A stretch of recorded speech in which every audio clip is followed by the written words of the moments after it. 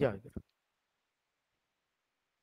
জগতের সমস্ত ঐশ্বর্য জানা ভালোবাসা কর্ম যার ভিতর সহজ উৎসারিত, যার প্রতি আসক্ত হলে মানুষের বিচ্ছিন্ন জীবন এবং এই জগতের সমস্ত বিরোধের চরম সমাধান লাভ হয়।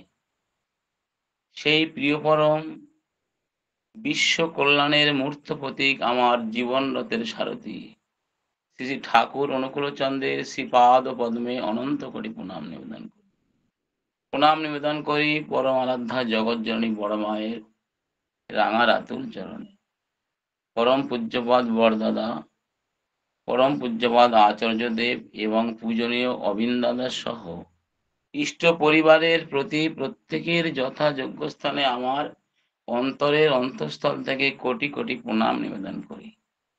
সৎসঙ্গে উপস্থিত আমার প্রিয় পরমের যারা ঋত্বিক দাদাগণ আছেন এবং পাঞ্জাধারী কর্মী যারা আছেন, আমার প্রিয় পরমের অত্যন্ত আদরের প্রিয় ভক্তগণ এবং আমার ইষ্টপ্রাণা মায়েরা, অত্যন্ত আদরের ভক্তিমতী মায়েরা, এই প্রত্যেকের যথাযোগ্য স্থানে আমি আমার পবিত্র জয়গুরু এবং ভক্তিপূর্ণ প্রণাম নিবেদন করি। আরো প্রণাম নিবেদন করি আমার শ্রদ্ধেয় দাদা, এই অশোক দাস দাদা। তিনি আমাকে আজকে এই লিঙ্কে একটু আলোচনা করার সুযোগ করিয়ে দিয়েছেন। আমি সর্বপ্রথম এই লিঙ্কটায় আজকে যুক্ত হয়েছে। আমি জানতাম না কোনোদিন বারাসাত থেকে এই লিঙ্কটা প্রতি মঙ্গলবারে করে চলছে।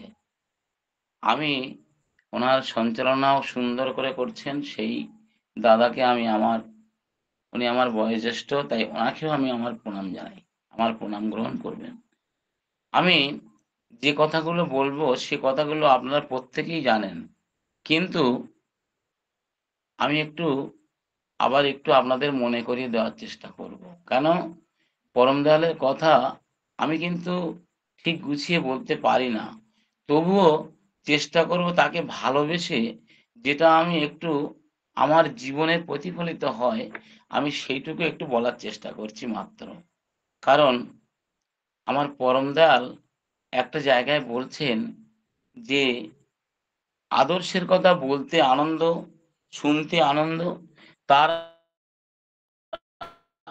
তার নামে যদি হৃদয়ে উতলে ওঠে তাহলে তোমার উন্নতির জন্য তোমাকে আর ভাবতে হবে না। তাই তার কথা বলতে আমার মনে প্রাণে আনন্দও লাগে, শুনতেও আনন্দ লাগে, কিন্তু ভালো করে বলতে পারি না। অত বড় বক্তা বা অত কিছু আমি জানি না, আমার মধ্যে অত ভক্তির গুণ কোনোটাই আমার মধ্যে নেই। কিন্তু শুধু ঈশ্বরকে একটু ভালোবাসি, আমার প্রিয় পরমকে একটু ভালোবাসার চেষ্টা করি। আমি থাকি একদম কলকাতা সংলগ্ন একটা পাড়া গাঁয়ে, সেখানে সৎসঙ্গী প্রচুর আছে, কিন্তু ঠাকুরকে ভালোবাসে না। আজকে ঠাকুরকে ভালোবেসে যারা তার নিয়ম নীতি পালন করে চলেছে তারা কিন্তু জীবনে উন্নতি পায়নি এবং তার দয়া অনুভব করতে পারেনি, এমন মানুষ যদি কেউ বলে আমি অন্তত বিশ্বাস করব না। আমি পরম দয়ালের একটা কথা আমি শুনেছিলাম।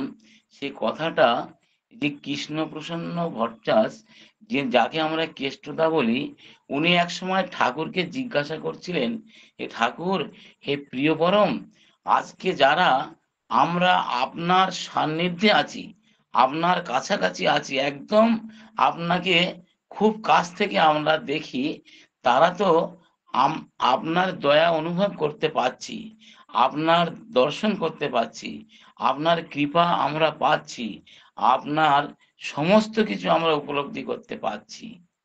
কিন্তু যারা অনেক দূরে আছে, যারা অনেক দূরে আছে, ৭ সমুদ্র ১৩ নদী পার, তারা তারা কিভাবে আপনার দয়া অনুভব করবে ঠাকুর?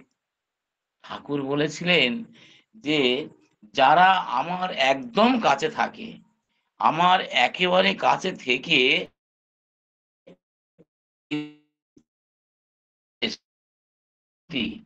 ঠিকঠাক পালন করে না, তারা আমার কাছে থেকেও তারা আমার দয়া অত অনুভব করতে পারবে না।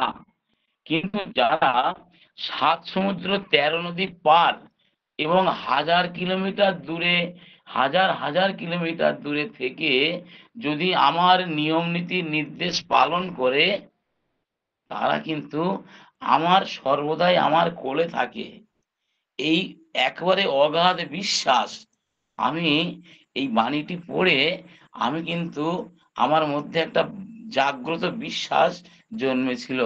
তার জন্যে আমি যেখানে বাস করি, এখানে যদি আপনারা, আমার খুব ভাগ্য ভালো যে আপনাদের মতন এত প্রিয় ভক্ত মানুষদের সঙ্গে আমি আজকে দুটো কথা বলতে পারছি।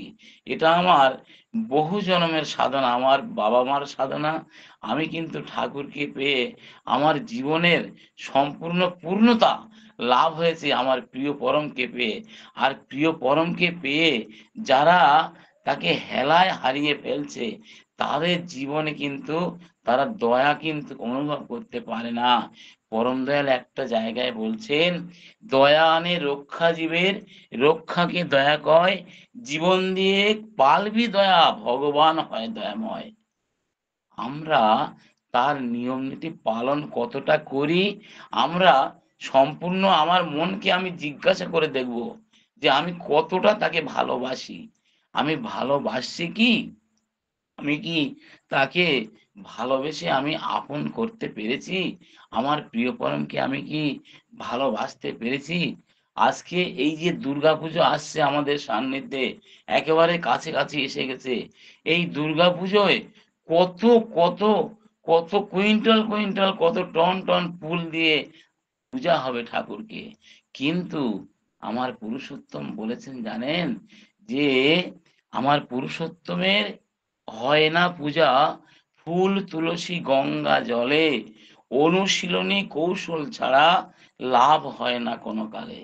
আমার পুরুষোত্তম, আমার প্রিয় পরম, আমার জীবন রথের সারথি, যিনি এই বিশ্ব কল্যাণের মূর্ত প্রতীক, তিনি বিশ্ব কল্যাণকারী, তার পূজা কিন্তু ফুল তুলসী গঙ্গা জল এবং এই যে চন্দন এসব দিয়ে তার পূজা হয় না। তাকে পূজা করতে গেলে আমার অন্তরে, আমার জীবনে তাকে একেবারে মূর্ত করে প্রতিফলিত করতে হয়। আর তাকে যদি আমি প্রতিফলিত করতে পারি, তিনি আমার জীবন যজ্ঞে একদম সহজভাবে থাকবেন। আমরা একটু সহজ করে তাকে ধরতে চাই না, আমরা একটু কঠিন কঠিন করে তাকে ধরতে চাই। পরম দয়ালকে পেতে গেলে আমাদের তার নির্দেশগুলি মানতে হবে। আমরা সর্বদাই বলি, আমরা যেন ঠাকুরের চরণ প্রাপ্ত হই। আমাদের কোনো পূর্বপুরুষ বা কোনো কেউ মারা গেলে আমরা বলি যেন আমার ঠাকুরের চরণ প্রাপ্ত হয়, আমি যেন আমার ঠাকুরের চরণটা আমি পাই। পরম দয়ালের চরণ পেতে গেলে তার আচরণটা কিন্তু আমাদের প্রতিনিয়ত একদম নিয়ম মাফিক, কোনো কম্প্রোমাইজ ছাড়া নিয়ম মাফিক করতে হবে। সেই আচরণে আমরা তার চরণ প্রাপ্ত হতে পারি। আমরা অনেকে বলছি আমরা কিন্তু তার দয়া তো অনুভব করতে পারি না। আমরা অনেকদিন দীক্ষা নিলাম।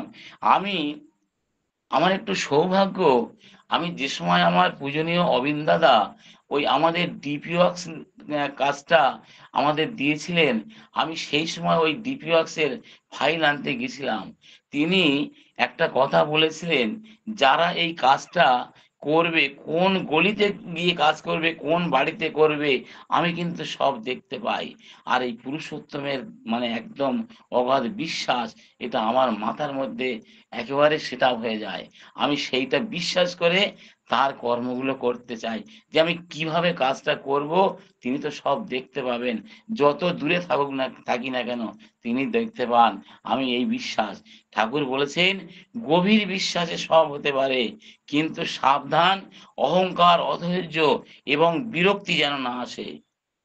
আমরা কিছু মানুষ আছে, আমরা যখন যাজন কর্মে যাই, গিয়ে দেখি কিছু মানুষ বলছে, দাদা আপনারা ঠাকুর ঠাকুর করছেন, আমরা সব বুঝতে পারছি, কিন্তু আমরা দীক্ষা নিচ্ছি কতদিন আগে, তখন আপনারা মনে হয় ছিলেন না, দীক্ষা নেননি।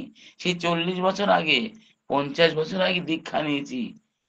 কিন্তু ঠাকুরকে নিয়ে কি হয় আর কি পাওয়া যায় আমরা কিছু বুঝতে পারি না। কিন্তু ঠাকুরের দীক্ষা নিয়ে, আজকের দীক্ষা নিয়ে, আজ থেকেই যে তার অনুচরণে, তার অনুশাসনে, তার নিয়মে সম্পূর্ণভাবে, একেবারে সম্পূর্ণভাবে করতে পারছে, সে কিন্তু আজ থেকেই তার দয়া অনুভব করতে পারছে। আর যারা 40 বছর আগে দীক্ষা নিয়েছে, তারা বসে আছে, তাদের যদি জিজ্ঞাসা করলেন, দাদা আপনি তো দীক্ষা নিয়েছেন, কিন্তু আপনি ঠাকুরের যে পঞ্চনীতি, এই যজন যাজন ইষ্টভীতি সস্ত্রয়নী সদাচার, এই নীতিগুলো কি আপনি পালন করেন দাদা? একটু পালন করে দেখুন না। আমরা ওসব পালন করব কেন? দীক্ষা নিলে তো আমরা জানি হাতের জল শুদ্ধ হয়, এবং হাতের জল শুদ্ধ হওয়ার পরে মানব জীবনের একটা জিনিস হচ্ছে, সংস্কার হচ্ছে দীক্ষা। এই দীক্ষাটা তো আমরা নিয়েছি, আমাদের আজ অত কিছু করতে হবে কেন?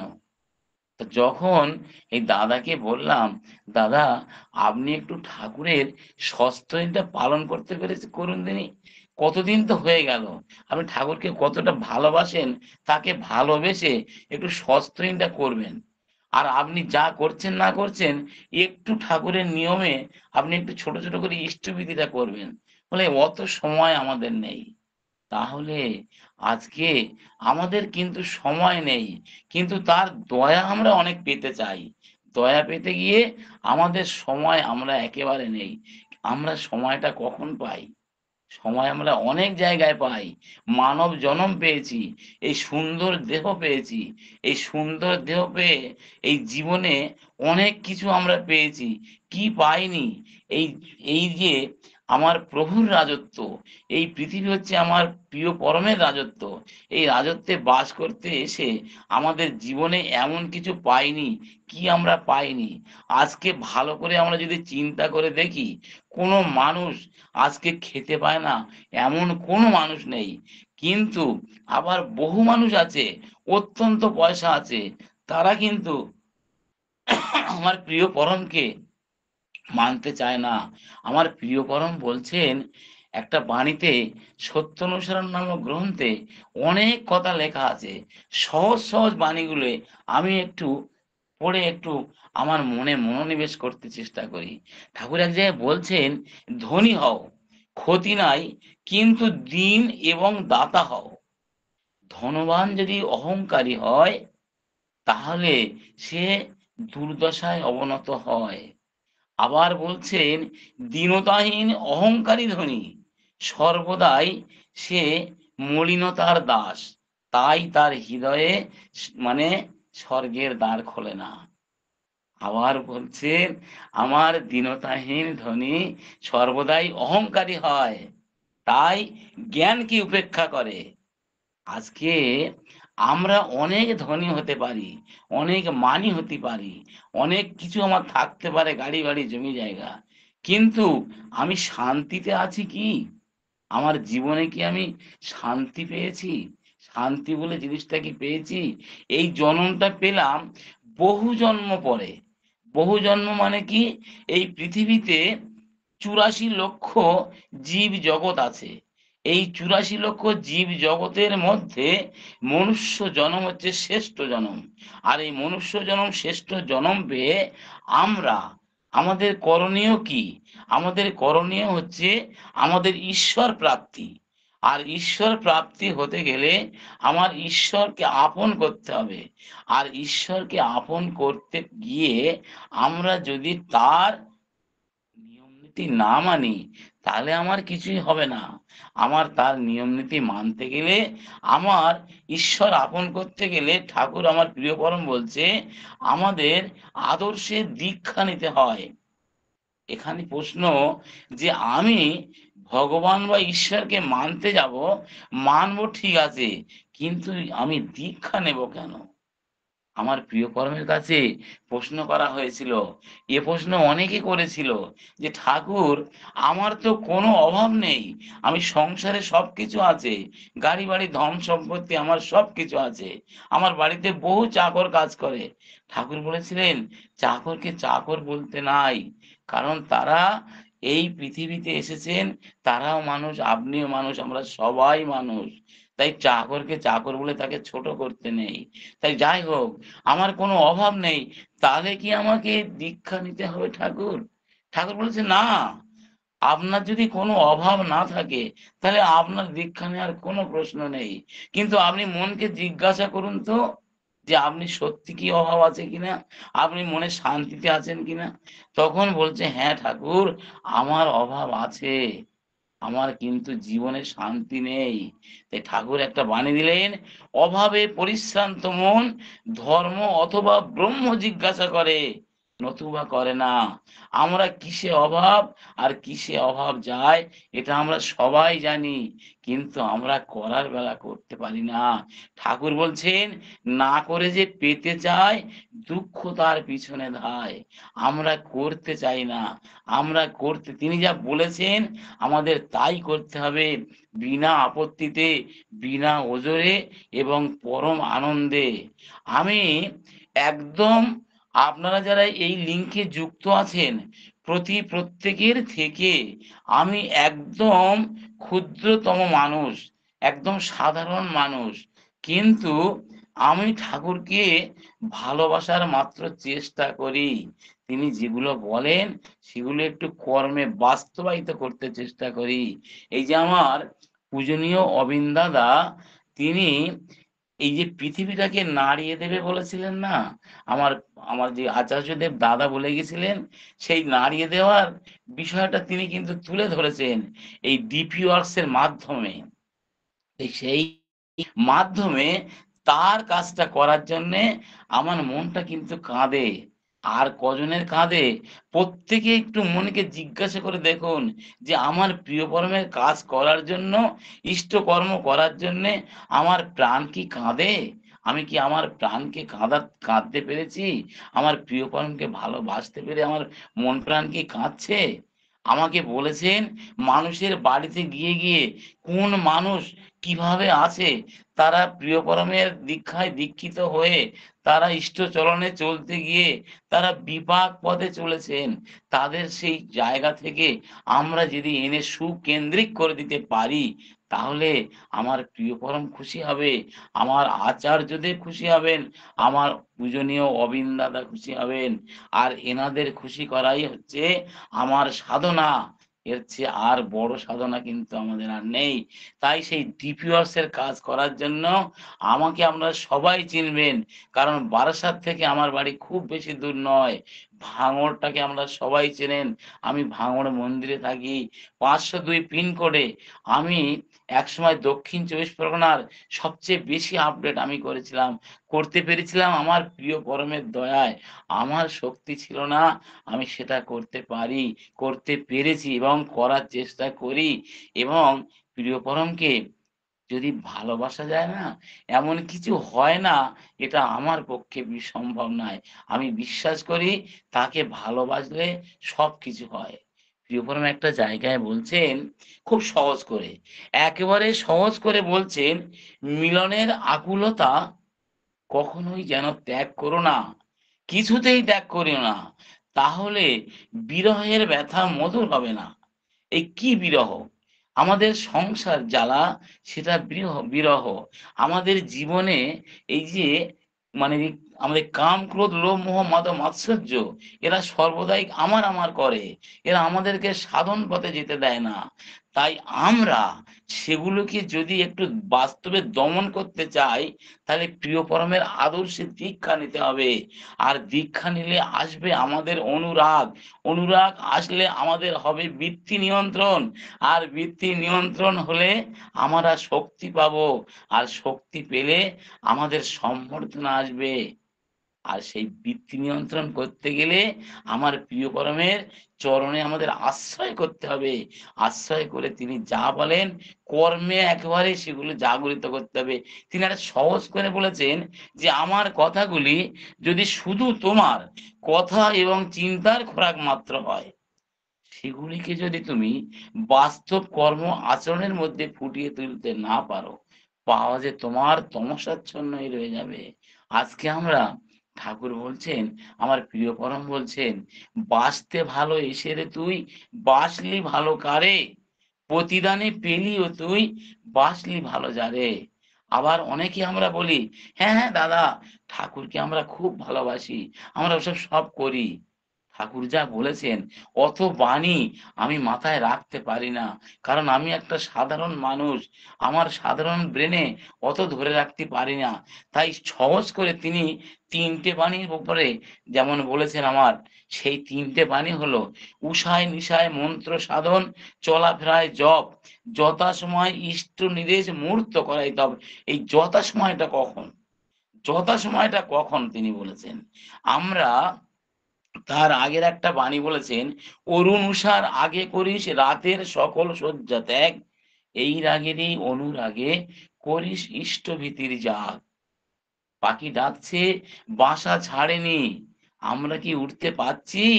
ব্রহ্ম মুহূর্তের সময়, নাম ধ্যানের সময় আমরা কি উঠে সেখানে অন্তত বিশেষ করে আধ ঘন্টা থেকে 45 মিনিট নাম করতে পারছি কি? প্রিয় পরমের কথা মাথায় ধরে রাখতে গেলে তার নামে যুক্ত হতে হবে, এবং তার নামটা যত বেশি আমরা করব, তিনি আমাদের সঙ্গে যুক্ত হবেন।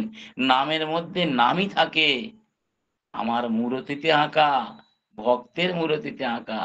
বীজের মধ্যে বৃক্ষ থাকে, তাকে চোখে যায় না দেখা। আমরা প্রিয় পরমকে পেতে গেলে তাকে আমি দর্শন করতে পারিনি, কিন্তু তার দয়াটা অনুভব করতে পারি শুধু নামের মধ্যে। আর তার যে আচরণগুলো করতে বলেছে, একটু করলে প্রতিফলিত হয়। এবং তিনি বলেছেন, মানুষ আপন টাকা পর, যত পারিস মানুষ ধর। কেন বললেন? আমরা মানুষ ধরবো কেন? মানুষ আমাদের সম্বল। আজকে একদিন একটা বাচ্চা, একদম সহজ বাচ্চা, বাবাকে বলছে, বাবা, আমরা বড় হতে গেলে আমাদের করণীয় কি? ঠাকুর বলেছেন না, বাঁচা বাড়ার মর্ম যাহা, ধর্ম বলে জানিস তাহা। এই বাঁচবো এবং বাড়বো, এই বাড়াটা কাকে বলে? এই বাড়াটা কি বলছে? বাবা এ কথা আমাকে বলতেই হবে। বাবা বলছে, এ প্রশ্ন তুমি কোথায় পেলে? এ প্রশ্ন তো তোমার করার কথা নয়। হ্যাঁ বাবা, এ প্রশ্ন আমার বলতেই হবে, এই প্রশ্ন আমার শেখাতে হবে। বাবা বলছে, জীবনে মিথ্যা কথা বলে না যারা, পরের সম্পত্তি হরণ করে না যারা, পরের নিন্দা করে না যারা, পরের সমালোচনা করে না যারা, যারা প্রতি প্রত্যেকে ভালোবাসে, গরিব দুঃখীদের আপন করে নেয়, যারা নিজের থেকে অন্যকে ভালোবাসে বেশি, অন্যের মঙ্গল কামনা করে, তারা কিন্তু আস্তে আস্তে বড় হয়। অর্থাৎ ঠাকুরের কথায় হচ্ছে সুকেন্দ্রিক হওয়া। এই সুকেন্দ্রিক কথাটা আমার ঠাকুর বলেছিলেন। আমরা যদি সুকেন্দ্রিক হতে চাই, তাহলে আমাদের এগুলো করতে হবে। আমরা সেগুলো করলে আমরা মানব জনমটা সার্থক করতে পারবো। আর একটা বাণীতে তিনি যখন বলেছেন যে, মাছ মাংস খাস নে আর, পেঁয়াজ রসুন মাদক ছাড়, সহজ করে। আমরা কি করি? এই বাণীটা যখন শুনি, তখন আমরা আর থাকতে পারি না, আমরা আর ঠাকুরের কথা ভুলে যাই, যে এটা আবার কি সম্ভব? এই জন্ম পেলাম, এত সুন্দর জন্ম পেয়ে আমরা খাবো দাবো, সংসার করব, কিন্তু ভেবেছেন কি আজকে আমরা ছিলাম কোথায়, এলাম কিভাবে, এবং যাব কোথায়, আর গিয়ে আমরা কি করব? আমাদের জন্ম সার্থক কি করে হবে? মানব জন্মের সার্থকতা পরম সদ্গুরুকে পাওয়া। শুধু সদ্গুরু বলেনি, আমার পরম সদ্গুরু, আমার প্রিয় পরম, সে বিশ্ব কল্যাণের মূর্ত প্রতীক আমার ঠাকুর অনুকূল চন্দ্র। এই জন্মে আমরা যারা তাকে পেয়েছি, তাদের জীবন জনম ধন্য। আর যারা তাকে এখনো বিশ্বাস করতে পারেনি, তাদের চরণে, ঠাকুরের চরণে তাদের আসতেই হবে। আজ না আসলে কাল আসবে, না হলে 2 বছর পরে আসবে, না হলে 5 বছর, 10 বছর, না হলে এ জনমটা পরে তারা আসবে। কিন্তু যারা এসেছে, তারা যেন তার নিয়মটা একটু মেনে চলেন। সৎ যদি হয় সঙ্গ তোমার, ভাব যদি হয় মহান উচ্চ, বিশ্বের দ্বারে সাধনা তোমার হবে না ব্যর্থ, হবে না তুচ্ছ। আমরা একটা বাণী কি কোনোদিন পড়েছি, আমাদের চোখে পড়েছে যে পরম দয়ালের কাছে আমরা অনেক মঙ্গল চাই, অনেক মঙ্গলটা আমরা চাইতে যাই। এই মঙ্গলটা চাইতে গিয়ে আমরা কেন মঙ্গল চাইতে যাই? ঠাকুর বলেছে, তুমি একটা চাইতে গিয়ে ১০ টা চেয়ে বসো না। একের যদি চরম হয় তাই করো, সকলগুলি পাবে। আমাদের ঠাকুর একটা বাণী বলেছেন সত্যানুসরণে, যে মানুষের আকাঙ্ক্ষিত মঙ্গল তার অভ্যস্ত সংস্কারের অন্তরালে থাকে। আমরা সেই সংস্কার থেকে বেরোতে পারি না। ঠাকুর যা, যা বলেছেন তাই আমরা করতে পারি না। কিন্তু দয়া আমাদের অনেক চাই, আমরা অনেক পেতে চাই। আমার প্রিয় পরমের চরণে আমরা যারা যুক্ত হয়েছি, এই যে এত বড় লিঙ্ক, এই স্বস্তি তফা, এই বারাসাতের লিঙ্কটা আজকে আমি যুক্ত হয়ে আমার জীবন ধন্য। কেন?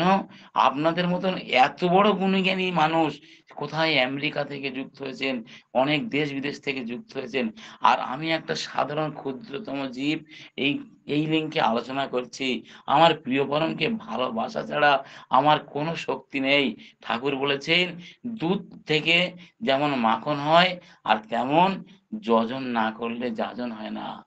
দুধ ছাড়া মাখন হয় না, আর যজন ছাড়া যাজন হয় না। আমি একটু করার চেষ্টা করি মাত্র, অত কিছু ডিগ্রি আমার নেই, ঠাকুরের অত কিছু পাঞ্জা আমার নেই। কিন্তু আমার একটাই মানে একটাই বিশ্বাস, ঠাকুরকে যদি ভালোবাসা যায় সব পাওয়া যায়। আপনাদের কাছে একটাই নিবেদন, প্রশ্ন আমার অস্ত যাওক, রহুক যুক্তি সরে, আমার প্রিয় পরমের ব্রত করব পালন, মরণ স্তব্ধ করে।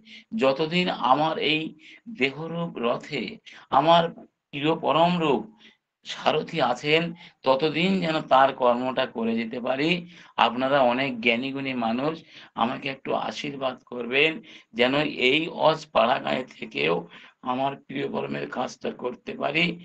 যদি এই লিঙ্কে আজকে আমি আলোচনা করতে কোনো কথা ভুল বলি, কারো মনে যদি কোনো আঘাত ব্যথা লাগে, আমাকে নিজ গুণে ক্ষমা করবেন। আর আমি যেন প্রিয় পরমের কাজটা করতে পারি, তার জন্য একটু আশীর্বাদ করবেন।